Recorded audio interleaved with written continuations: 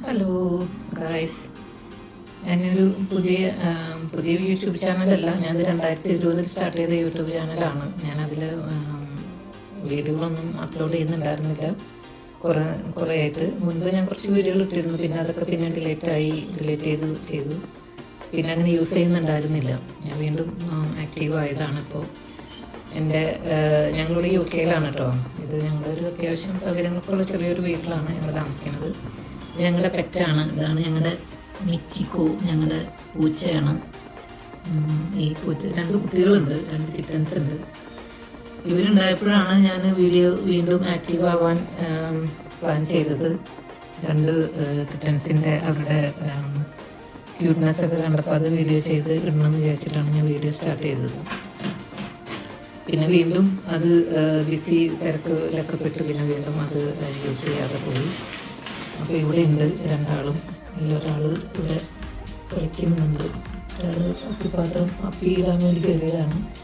ഇത് പൂച്ചകൾ അപ്പിയിടുന്ന ഒരു പാത്രമാണ് കേട്ടോ. അതിൽ ഇവർ ഇൻഡോർ കാറ്റാണ്, പുറത്തുനിന്ന് പോകുന്ന പൂച്ചകളല്ല, ഒരകത്ത് മാത്രം സ്റ്റേ ചെയ്യുന്നവരാണ്.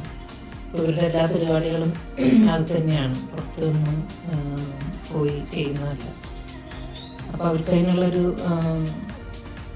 അവരുടെ ടോയ്ലറ്റാണത്. അവരതിലാണ് എല്ലാം ചെയ്യണത്. അവർക്ക് പോകാൻ തോന്നുമ്പോൾ അവരതിൽ കയറി അവർ യൂസ് ചെയ്യും, വരും. അങ്ങനെയാണ് അവർ ചെയ്യുന്നത്. പിന്നെ ഇവിടെ ഞങ്ങളിങ്ങനെ ഗാർഡനിലൊക്കെ പുറത്തൊക്കെ പോകുന്നല്ലാതെ പുറത്തേക്കൊന്നും അങ്ങനെ വിടില്ല. ഇപ്പോൾ വിൻ്റർ ആയതുകൊണ്ട് ഗാർഡനൊക്കെ കുറച്ച് മോശമായിട്ട് കിടക്കുകയാണ്. നിറയെ പുല്ലൊക്കെ വളർന്നെടുക്കുകയാണ്. അപ്പോൾ അത് വെട്ടാനൊന്നും പറ്റിയില്ല. കാരണം വെറ്റായിട്ട് കിടക്കുന്നതുകൊണ്ട് നമ്മൾ മെഷീൻ വെച്ച് കട്ട് ചെയ്യുമ്പോൾ അത് ഭയങ്കരമായിട്ട് ഇങ്ങനെ കട്ട് ചെയ്യാൻ ബുദ്ധിമുട്ടായിരിക്കും.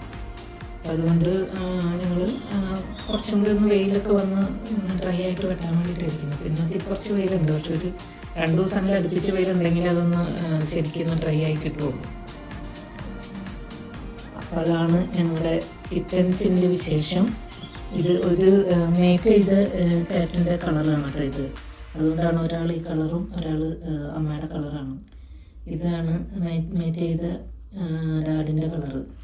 ഞങ്ങൾക്ക് 4 കിറ്റൻസ് ഉണ്ടായിരുന്നു കേട്ടോ. അതിൽ 2 ആളെ ഞങ്ങൾ വേറെ വീട്ടിലേക്ക് കൊടുത്തു. കാരണം 4 പേരെ മാനേജ് ചെയ്ത് പോകാൻ കുറച്ച് ബുദ്ധിമുട്ടായതുകൊണ്ട് 2 പേര് ഒരേ വീട്ടിലേക്ക് തന്നെയാണ് പോയത്. 2 പേര് ഇവിടെ ഉണ്ട് കുടുംബന്മാരായിട്ട്.